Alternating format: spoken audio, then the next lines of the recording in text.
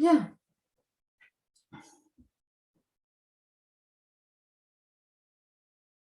Alors, d'après le partage que il y en a parmi vous qui ont fait là à l'instant, oui, effectivement, moi je pourrais partager des choses par rapport à ça aussi. C'est que euh, on peut savoir qu'on est sur le chemin juste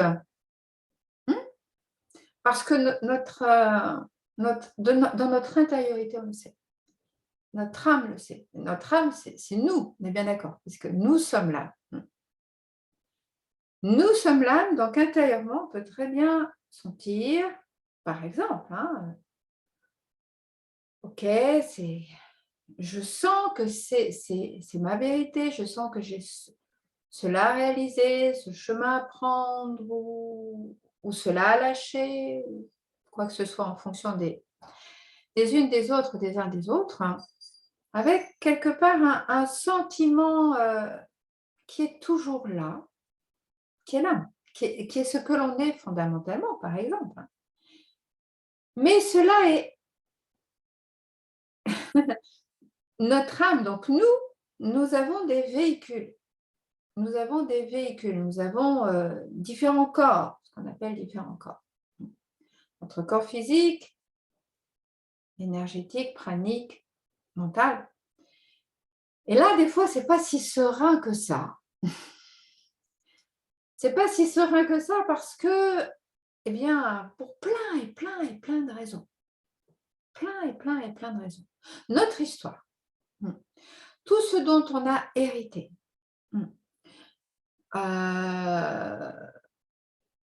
au niveau génération, dans notre histoire de vie, ce que l'on a vécu dans le ventre de notre mère, par exemple, quand elle nous portait, le transgénérationnel, la société, le monde de l'époque, 21e siècle, etc., etc., une façon de penser globale, etc., etc. Et cela se vit dans nos différents corps, dans un des corps, dans l'autre, en général dans tous, puisque tout est interdépendant, plus ou moins. Et donc cela peut nous mettre dans des sentiments des fois d'insécurité, de doute, de peur, etc., etc., de déprime, de colère, de je ne sais quoi. Des tas d'émotions, des tas d'émotions. Mais si on ressent qu'à l'intérieur de soi, c'est juste, savoir que là, il y a quelque chose qui est de l'ordre de l'essentiel et que ces choses que l'on traverse, eh bien, font partie de notre chemin de croissance. Alors, il y en a qui sont simples, plus faciles à voir, et il y en a qui sont plus compliqués. Et puis, il y a aussi, dans nos différents corps, des différences. Il y a les émotions qui viennent, et puis, il y a aussi notre corps physique jusque dans nos cellules. Et effectivement, des fois, cela peut éveiller peut-être des choses qui résonnent dans moi, dans ce qui a pu être partagé tout à l'heure, jusque dans des questions, par exemple, de survie. Mais comment je vais faire?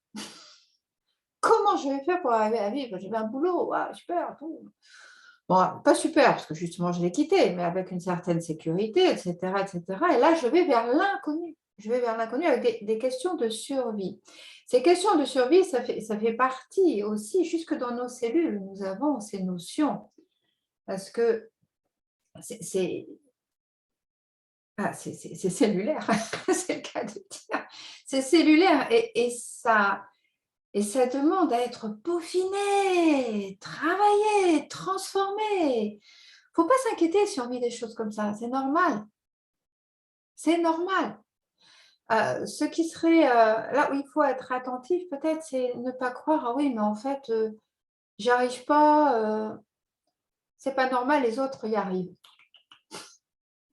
Il y a des notions comme celles au niveau cellulaire qui travaillent tout le monde, à un moment donné ou à un autre de l'existence, ou dans des endroits profonds qu'on ne capte pas.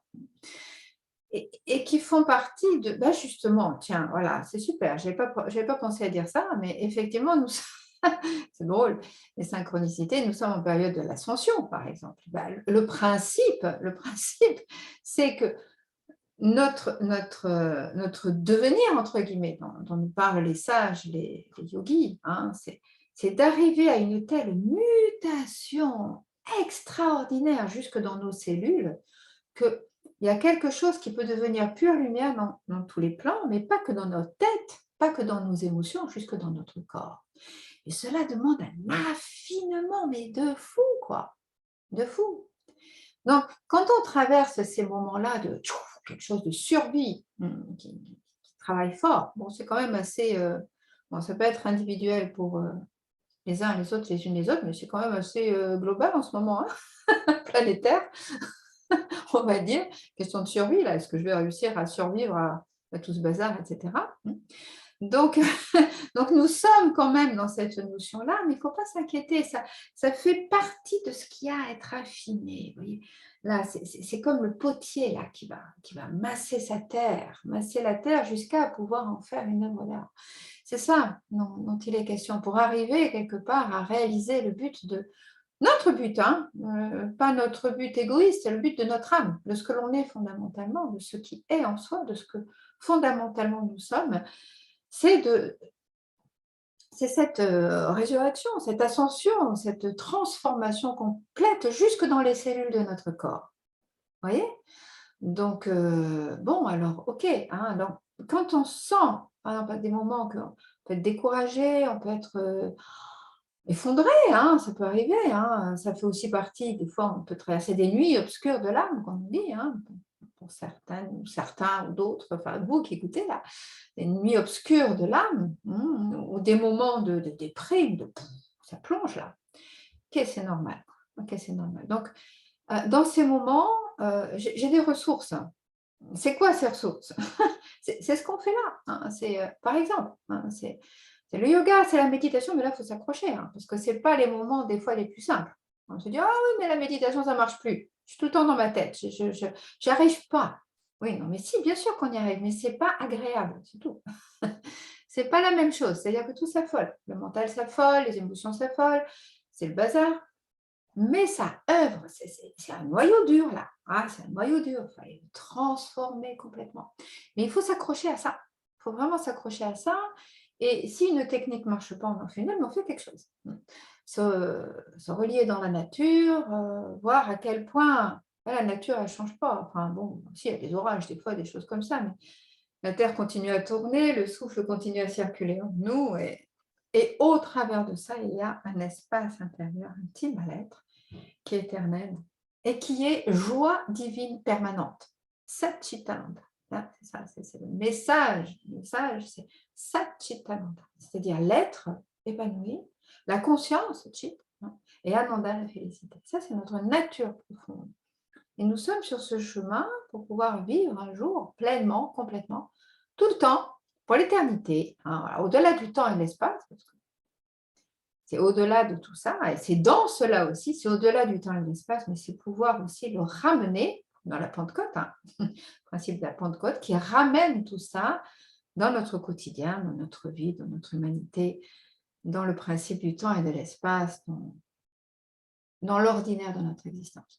Donc, voilà, confiance.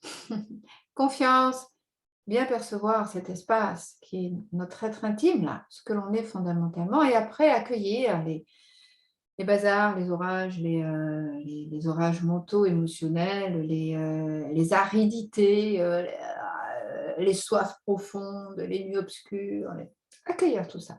Donc, ça fait partie de ces transformations inévitables, hein.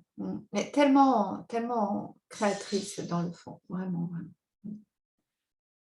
Et waouh, qui nous permettront un jour de dire, oh là, ça valait tellement le coup, mon Dieu, si j'avais su ça à l'époque.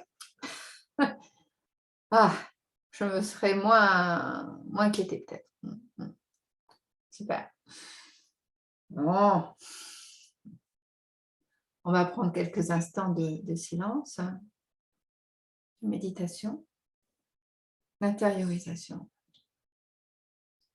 percevoir dans soi comment cela nous parle.